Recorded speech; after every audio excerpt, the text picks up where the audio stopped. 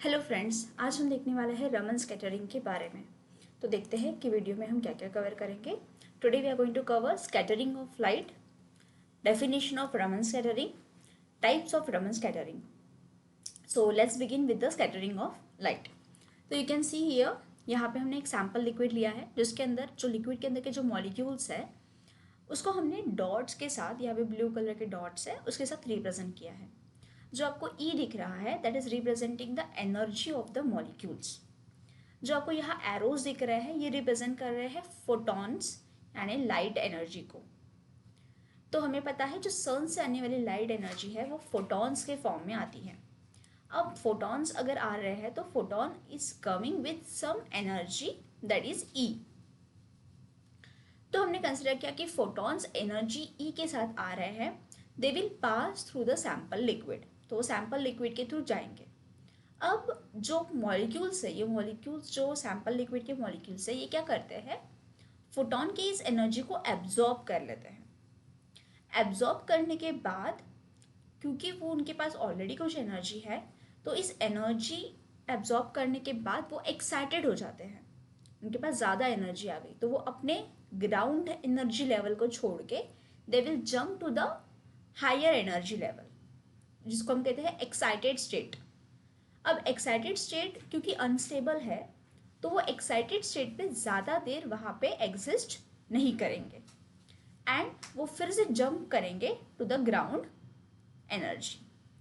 When they are coming back to the ground energy तो इस duration में जो मॉलिक्यूल्स है वो एक्स्ट्रा जो फोटॉन की एनर्जी थी उसको वो फिर से स्कैटर कर देंगे यानी सराउंडिंग में रिलीज कर देंगे। तो ये जो फिनोमिनॉन है कि मॉलिक्यूल्स ने फोटॉन से आने वाली एनर्जी को एब्जॉर्ब किया जिसके वजह से वो एक्साइटेड स्टेट में चले गए, लेकिन वो थोड़ी देर के लिए ही बाहर रहते हैं और फिर से वो ग्राउंड स्टेट पे आ जाते हैं और एब्जॉर्ब की हुई एनर्जी को फिर से सराउंडिंग में रिलीज कर देते हैं। इस फिनोमिनॉन को हम कहते हैं स्कैटरिंग। मतलब मॉलिक्यूल्स ने फोटॉन्स को, मतलब लाइट एनर्जी को स्कैटर कर दिया back in the surrounding and this is called as a scattering of light. अब ये जो स्कैटरिंग है ये स्कैटरिंग दो तरह से एक्सप्लेन की जाती है। एक जो टाइप है इसको हम कहते हैं रेलिंग स्कैटरिंग, दूसरी होती है रमन स्कैटरिंग। रेलिंग स्कैटरिंग जो है ये जनरल फिनोमिनॉन है जिसमें मैक्सिमम जो स्कैटरिंग होती है वो रेलिंग स्कैटरिंग होती है, लेकिन कुछ परसेंटेज में रमन स्कैटरिंग भी होती है। ओके, तो रमन स्कैटरिंग जो है वो डॉक्टर सीवी रमन ने हमें दी थी, तो उनको नोबेल प्राइज मिला था in the year of 1928 for this explanation of Raman scattering. अब क्या है ये रमन स्कैटरिंग और रेलिंग स्कैटरिंग क्या है, क्या डिफरेंस है रमन स्कैटरिंग और रेलिंग स्कैटरिंग में। तो अगर फोटॉन ई एनर्जी के साथ आ रहे हैं और वो फोटॉन की एनर्जी अगर ये मॉलिक्यूल्स एब्जॉर्ब करते हैं, एब्जॉर्ब की थी मतलब E amount of energy absorb की थी, अगर वो same amount of energy back in the surrounding release कर देते मतलब उतने ही नंबर ऑफ फोटॉन्स रिलीज होते हैं with the same amount of energy, then उसको हम कहते हैं रेलिंग स्कैटरिंग। लेकिन अगर ये जो मॉलिक्यूल्स है ये अगर जितने एनर्जी इन्होंने फोटॉन की एब्जॉर्ब की थी अगर उतनी ही सेम अमाउंट ऑफ एनर्जी वो रिलीज नहीं करते सराउंडिंग में, एक तो उससे कम रिलीज करते हैं मतलब फोटॉन की एनर्जी खुद एब्जॉर्ब कर लेते हैं, या फिर ज़्यादा एनर्जी के साथ फोटॉन रिलीज होते हैं मतलब अपनी एनर्जी फोटॉन्स को दे देते हैं।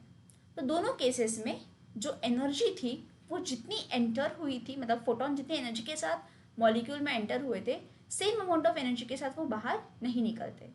तो इस केस में इस डिफरेंस इन द एनर्जी जो है उसको हम कहते हैं Raman scattering, and same amount of energy अगर से साथ बाहर निकलते हैं तो उसको हम कहते हैं railing scattering. Okay, so I hope so कि आपको जो स्कैटरिंग ऑफ लाइट है और रमन और रेलिंग स्कैटरिंग का जो डिफरेंस है वो यहाँ पे क्लियर हो गया होगा। अब हम जाते हैं रमन स्कैटरिंग के डेफिनेशन के ऊपर। तो what is Raman scattering? And inelastic scattering of light by the molecules.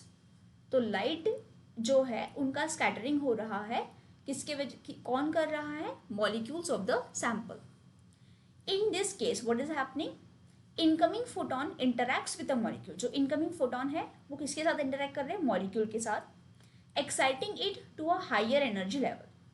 तो मॉलिक्यूल्स एक्साइटेड हो जा रहे हैं and they are moving back to the higher energy level.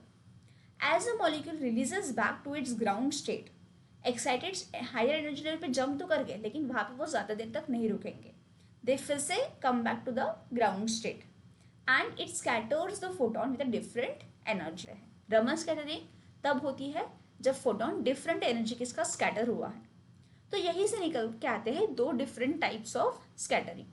तो यहाँ पे देखेंगे हम फिर से ये डायग्राम. यहाँ पे फोटोन आया है with the energy E. Molecules के पास अपनी एनर्जी है.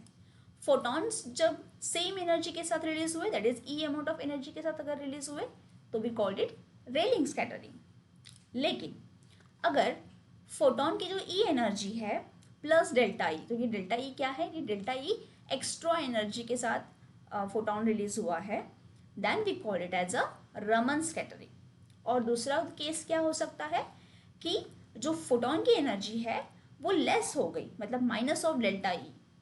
तो फोटोन ने अपनी एनर्जी मॉलिक्यूल्स में ही सैंपल को दे दी, देन इट जो निकलने वाला फोटोन है, स्कैटर्ड फोटोन है, उसके पास लेस एनर्जी है, then also we called it as a Raman scattering. Okay, so more energy and less energy, then in both the cases we called it as a Raman scattering.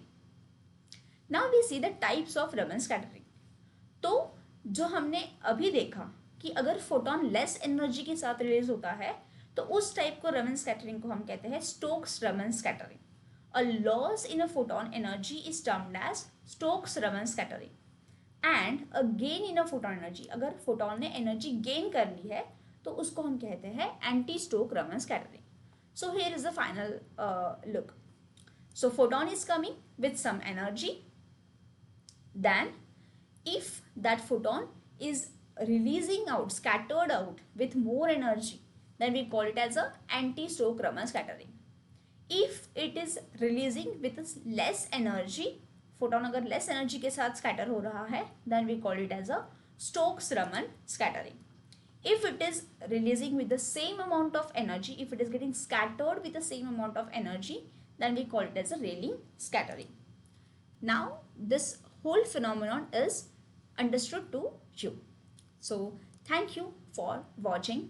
See you in the next